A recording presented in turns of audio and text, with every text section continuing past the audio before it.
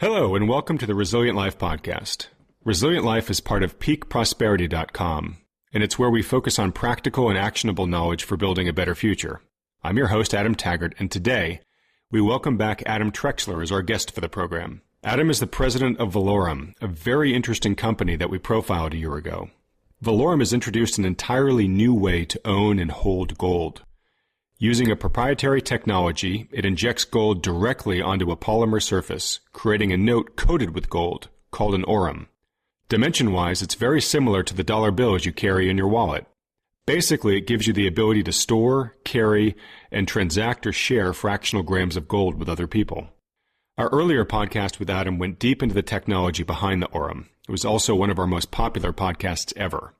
If you haven't listened to it yet, you really should. It's fascinating. Today we're going to talk with Adam about the progress Valaururm made over the past year. His interest in this new form of holding gold catching on? He's got some exciting updates for us. Adam, thanks for coming back on the show. Thanks for having me, Adam. Oh, it's my pleasure. Well, for those that may not have heard the first podcast we did a year ago, can you just give us a quick summary of Valaurum's mission and the Orem product itself? Absolutely. Our mission is really to make gold available to all people in the world. The Orem is our vehicle for doing this. We can create a unit of gold that's the smallest on the world market. So primarily we sell in 1/20th of a gram and 1/10th of a gram. And people can buy about $10 increments of gold. That lets anybody in the world be able to own gold, have access to gold, and have access to it in a physical form. Great. I know one of the sort of long-time criticisms of gold ownership, if you will, is that if you ever needed to use it to transact, it's not very practical because you take a 1-ounce gold coin down to the store, at current market values, that's worth about, $1,250 or so. It's not like you're going to be able to use it to buy groceries or something. But with a device like the Orem, when you get down into these very small fractional grams of gold, it actually becomes a very facile way to conduct commerce using gold if you so wanted to. That's right. Anybody could trade and use gold in that way. And the other attractive thing is that it's still very possible to buy a house with a backpack full of Orem if you have a willing seller. So there's that same compression of value, and at the same time an ease of use that you don't see with coins and bars when prices of gold are what they are. Great. And you mentioned earlier that the mission is to really facilitate gold ownership around the world. And I assume that it's probably even more meaningful in developing countries where culturally, historically, gold is much more revered, much more respect for it as a store of wealth. But in the developing world, a lot of individual households don't have the same amount of wealth that they do in the developing world, and so it's very hard for the average household to go out and say buy a sovereign gold coin. But this, at $10 or so, you mentioned a unit, all of a sudden this really opens up the addressable market that can afford to buy some of these. Is that correct too? That's absolutely correct. And that crux is exactly what you see. 20 years ago, if you traveled through Latin America, you would see people wearing lots of gold. And the reason was because, in addition to the cultural factors of wealth and showing off gold as a decoration, the biggest reason is that it was a form of movable, secure wealth that wasn't tied to a local currency. Have currencies suddenly become totally stable and everybody trusts them? I don't think so. What's happened instead is that people can't afford to have a heavy gold ring or a necklace and still want to own gold and still believe in gold's stability and long-term value, and they need an increment to get it, and we believe the Orem is that vehicle. Great. I know you have some update on that score too, but I'll ask you about that a little bit later in the podcast. If we could, though, just continuing our summary here, can you just describe briefly the production process for the Orem and how recoverable the gold that's plated onto the Orem actually is? Sure, and I would make a distinction from plating. Plating is when you use a a very particular process that's not very controlled in terms of thickness and is quite small. And I don't mean to, we're using a different process, which is particularly apropos. Basically what we do is we print on clear substrate. It's a plastic substrate. And that particular substrate and how we do the printing is proprietary. There's some real trade secrets involved in that. From there, we sputter gold atom by atom onto the plastic. It's a industrial process that is often used for things like glass treatments. But what we're allowed to do, or what this allows us to do, is to very precisely control exactly how much gold is put down. Indeed, we have 1% accuracy for a thickness that's much thinner than a human hair. That's the level of precision you need. Wow. And of course, when we go about this, we make sure that we always have a bit more gold, so we're never under. People are interested in that, and that's the same thing that Canadian do. You always make sure if you're you're going to have a few atoms extra. Largely, is what you're saying, right? Yeah, exactly. Those extra atoms are really important. Well, 2 of them right here. Yeah. So then we laminate another layer on top of it, and that creates a very durable, secure sandwich of gold, essentially. And people are very interested in, is the gold recoverable? And the answer is that it absolutely is. We assay our results constantly. We have different checks and different methods. It's important to have more than one method for checking how much gold you're putting down there. And we do fire assays all the time where basically we burn off the plastic and recover all of the gold. So the answer is how much gold is lost in the process. If you are careful about that process, none of it, essentially. My engineers would roll over if they heard me say none, but very, very, very tiny amount. Yeah. So that's what the extra atoms are for, correct? Exactly. Yeah. We recover the gold all the time, and it is completely recoverable. I would say the most important thing, though, is that by putting gold into this form, it's much more valuable than as a lump of gold. If you just knocked off or cut off a little piece of a coin, you don't know exactly how much that is. It's not a precise weight. It's not very holdable. It's not very usable. But an Orem, which has a very precise amount, you can trust the amount of gold that's in it, and it's uniform across hundreds of thousands of Orem. That's something that becomes a known commodity that you can deal with. Right, just like sovereign coins. It's a form of gold that dealers are familiar with. They have confidence in that it's been produced to a standard. You're saying the same thing happens with Orems. Exactly. Great. And I know we're kind of breezing through a lot of the technical aspects, and I don't mind doing so because, as I mentioned, we go into them very deeply in the first podcast that we recorded, and I'll make sure we link to that alongside the write-up for this podcast. I did want to touch on one other thing that we discussed in addition to the sort of the ease of recoverability and the confidence of recoverability, but also is that I remember you talking about from a counterfeiting standpoint, it's hard to counterfeit these, and it's actually easier to assess the veracity that this is indeed true gold with an Orem than it would, say, even with a regular coin. Is that correct? It's correct on both counts. It's easier to assess the veracity because our gold atoms are spread very, very thin. So in a bar or a coin, you have a lot of area to put an adulterated metal in there. And one thing I occasionally show to people is, when I'm showing people the Orem, is you can buy copper coins on eBay today that are gold-plated and made to look like authentic bars or coins, authentic gold bullion. That's very difficult to do here, and it's doubly difficult because features of the process are very high technology. There's a huge barrier to entry, unlike the casting of coins. And there's just not a lot of room to inject adulterated material. Right. Copper, tungsten, whatever. Yeah. Exactly.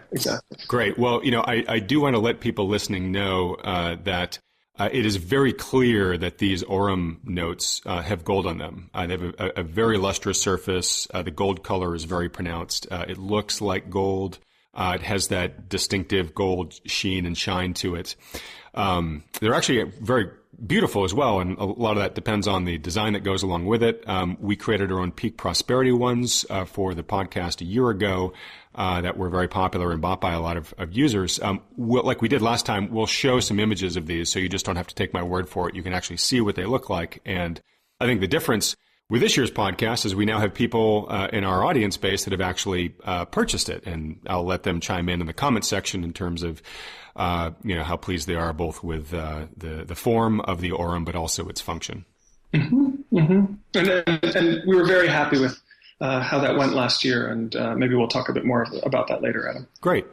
Well, why don't we get into the what's new part of the discussion here? I know that you've been busy on a number of fronts. What do you have to tell us? I mean, you sort of helped introduce us to a great idea a lot of people got excited about last year. Where have you been able to take it in the ensuing 12 months? Yeah, well, it's been such an exciting time for us, Adam, and we've been growing in multiple ways. When I first talked to you, we were such a new company, and we still are a new company. It's important to say, and this is a new idea in a $500 billion market. We're brand new and just continuing to grow, and that's very exciting. So in the ensuing 12 months, we've built up dealers in both Canada and the United States. We're still continuing to expand in the United States, but we created relationships with a series of bullion dealers who now carry our product. We saw the Orem showcased on national TV in a campaign through the summer. That was very exciting for us. We've continued to sell and have sold more into South America. That's been a huge success story for us. And one of the transitions that's happened really in the second half of the year, but I would say got started specifically with the Peak Prosperity podcast, is we've just seen the demand for the product grow and grow and grow. And what that's allowed us to do is make a huge transition. Valaururm was originally organized as a marketing and distribution company where we licensed the rights to sell the Orem and had the exclusive worldwide distribution rights. And what we've just completed in the last 2 weeks is a new license that really lets us take over the production rights as well.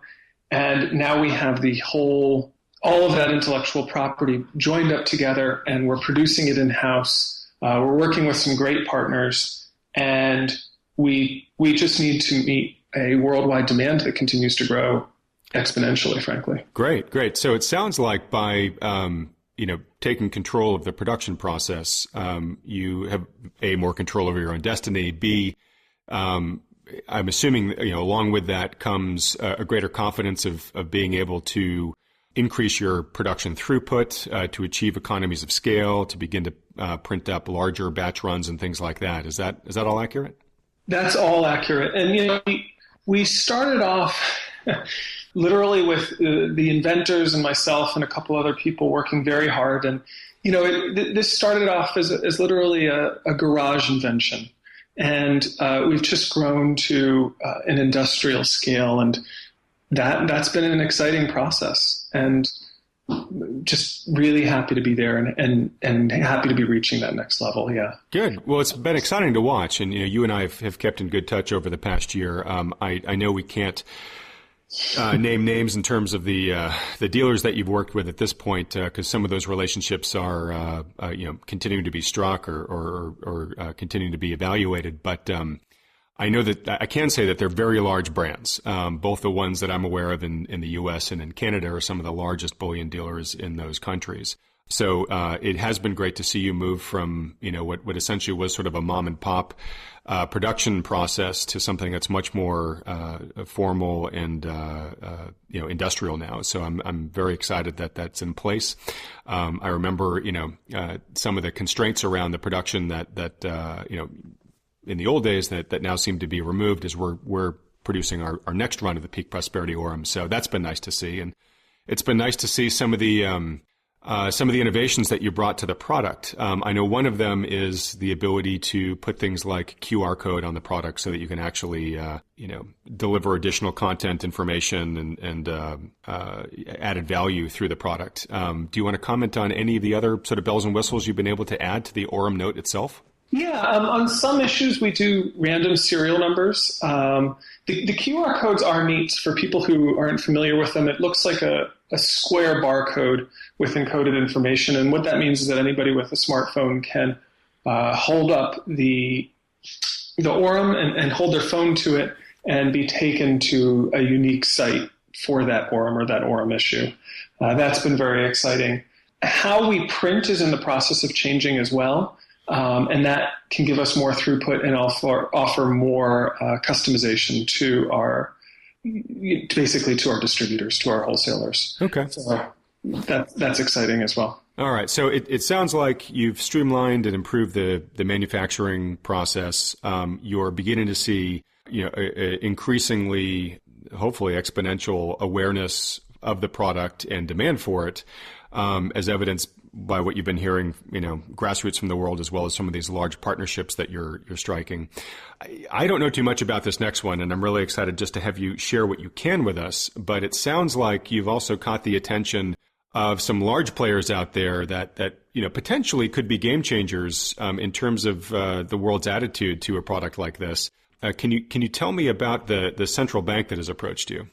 Yeah, that's been a long time in the making, and politics grinds slow, Adam. But we are talking to a central bank in South America. The idea is that we would print at first commemorative gold currency and then gold currency at large.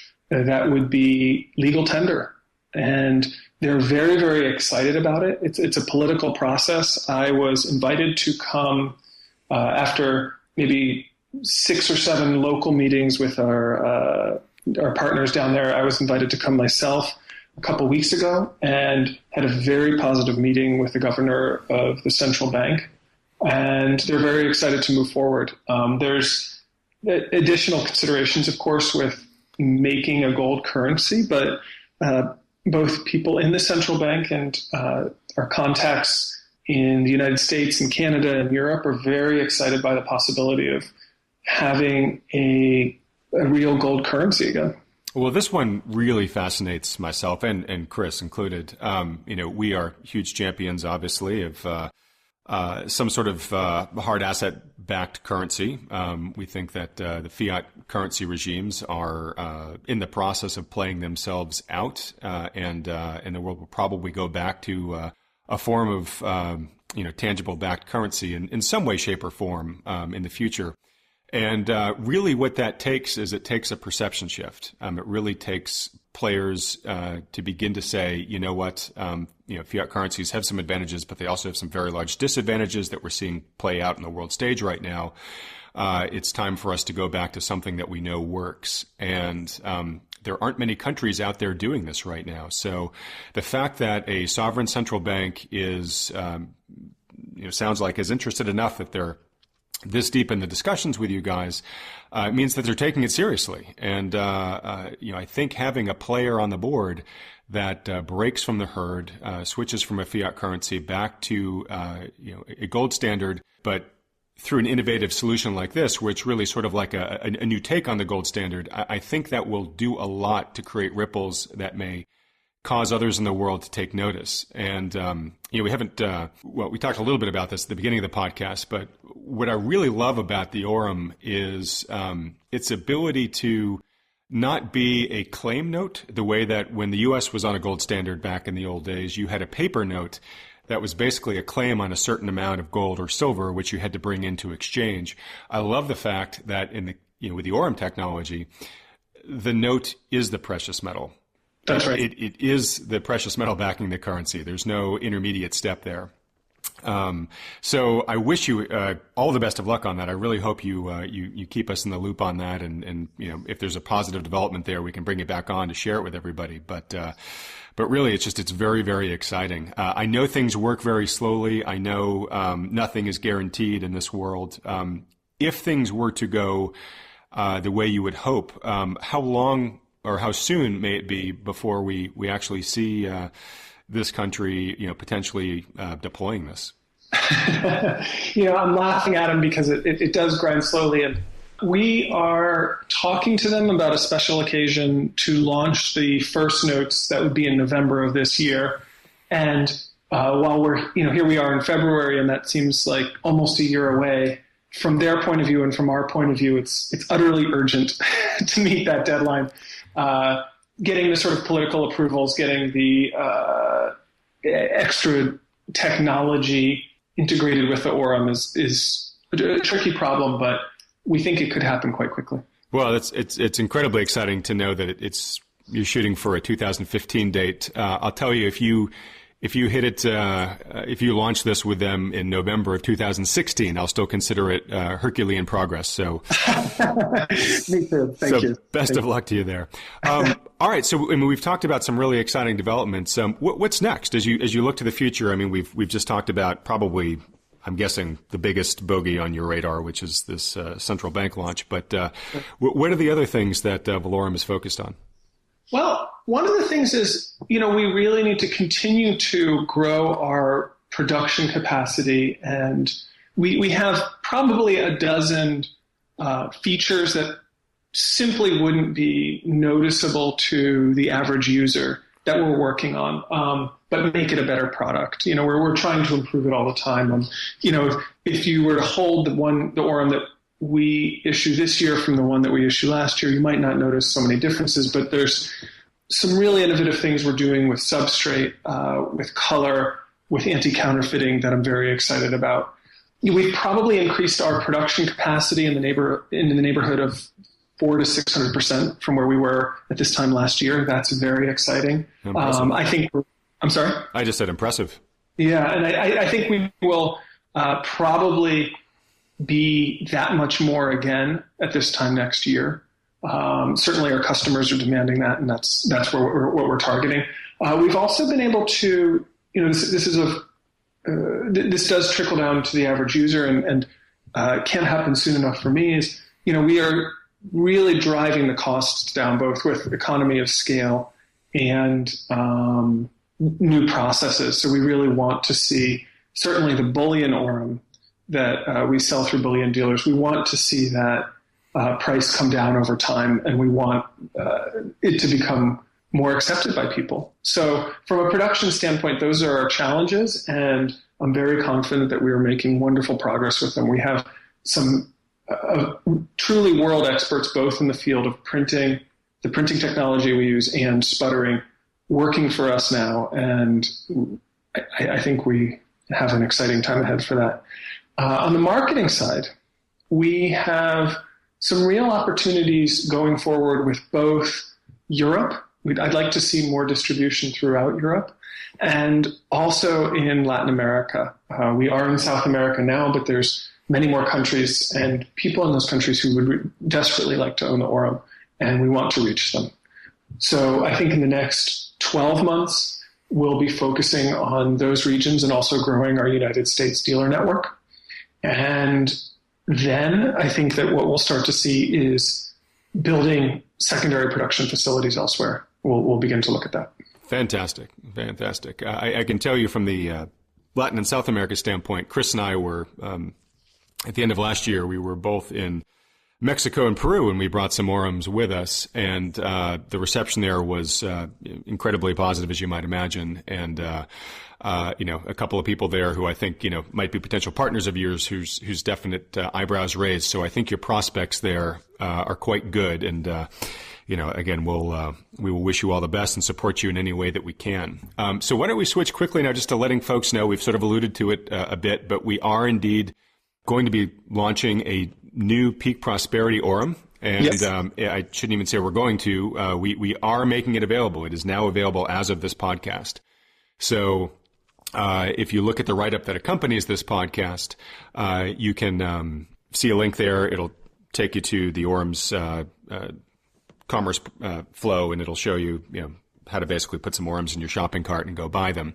If you're listening to this podcast through another channel, you're not actually on the Peak Prosperity site, you can type in peakprosperity.com/Orem, and it will also bring you to the same flow that I'm talking about. So with that said, Adam, I know that last year we had quite frankly, we were sort of overwhelmed by the response. And we've sold out of that product. I've had a number of people over the past couple of months who were very eager to buy it. And I had to disappoint them by telling them that we were out of stock, but that we were working hard to make more. The good news is they're now made and available. They do have a new design. So for those of you that are collecting these as little commemorative parts of history as part of Peak Prosperity's own evolution, you've got a new one to add to your collection. Let's see, Adam, anything else to add about it? No, just that, we were so excited by Peak Prosperity's, the listeners' enthusiasm for the product. And, we frankly sold 10 times as many as we ever expected to. And I know last year we had some long waits for people, and that was hard for all of us, but really it was the beginning of a snowball effect that led us to where we are today. I'm very grateful for our customers' excitement. And, through that process, we got to talk to a lot of people, a lot of the Peak Prosperity audience who were very supportive. And, it was heartening to hear from so many people who understood the need for small increments of gold on the world market. And it was a very exciting moment in time for my personal life as the president of this company. And I'm excited to do this new issue and excited to do it with Peak Prosperity specifically. So, Adam, one of the things I want to just briefly mention here is, the real power that the Orem has in terms of catching people's attention and in some cases sort of turning the light bulb on in their head, about sort of the permanence, the appeal, the logic behind, at least owning some gold. I've found it an incredibly useful sort of conversation starter with people who, aren't current precious metal owners. When people ask me, hey, why should I own some gold or silver? It's one of the first things that I can take out of my pocket and give it to them. And I find that as they see it, they handle it, there's definitely this impact it has on them. Is that something that you're intending with this product by distributing it and getting it out there? Absolutely. I think it's an educative product. And I talk to people all the time. Our customers will come up to me and say, I give this to my children. I give this to my grandchildren. I give it to colleagues. I give it to friends who don't necessarily understand precious metal ownership. They say, oh, why would I want to have something when I could just have money? Why would I want to have a thing? And then they get a bit of gold into their hands and maybe, you give them, I often do this, you give them $5 or $10 worth of gold and you say, you now own some gold. And when they start to look at it and think, what does it mean for me to own something that has an intrinsic value? And what's the relationship between that and other ways of holding wealth? You see the kind of gears turn in their head and they begin to think about it. They begin to think about assets in the real world very differently. And that's an exciting conversation to have. And it's exciting for kids to have, to see, gosh, now I own a little bit of gold. And I just think that's the greatest thing. Yeah, I do too. And I've even done this with my kids where I've taken out the Orem and then I've taken out $1. And, we've talked about gold once they've handled the Orem for a few seconds. And then I asked them, so what is $1? And it's really interesting to see them puzzle over, God, I thought I knew what it was, but what's actually backing $1 besides the piece of paper that it's physically printed on? And it's a great way to kind of crack open that curiosity about sort of currencies and monetary policy and what might make a better currency than another, even with kids. So yeah, I know that I had my heart a little bit broken near the end of last year because we were really trying to get this new Peak Prosperity Orem released in time for the holidays, so that people could actually use it, as a holiday gift, as a stocking stuffer, or whatever denomination you are. It's a great way to share precious metals with friends and family in a very economical way. That got bumped, but it got bumped for a good reason, for the whole central bank opportunity that you've told us about. But I do commit to the Peak Prosperity audience that we will definitely have this available for holiday season 2015, so that you can play the precious metals holiday gift giver to your loved ones. And of course, hopefully we'll have the ability during the year to make our current Orem available to anybody that wants to give it to people for birthdays, graduations, celebration events, etc. Wouldn't like anything better, Adam. Sounds wonderful to us. Excellent. Well, fantastic. And hopefully this year's is just as much of a success as last year's.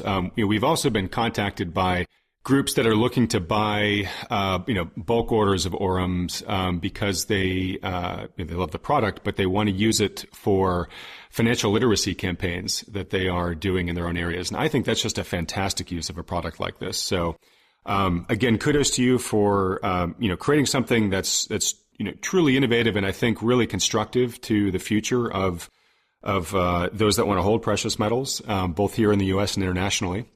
You've definitely outlined a litany here of both achievements over the past year, and I think some pretty big goals for the next year. Adam, I really look forward to having you back on in a year from now and see all that you've accomplished since then. For those that are interested in learning more about the Orem, is there a website that they can go to, or news articles they can read, or what would your recommendation be to them? Absolutely. We have a lot about the product on www.valaururm.com. That's VALAURUM.com. Of course, Orem is Latin for gold. And people can learn more about it there, and we have a bunch of links there too. Great. All right, Adam. Well, we'll wrap it up for now, but we'll talk again on our podcast in a year from now.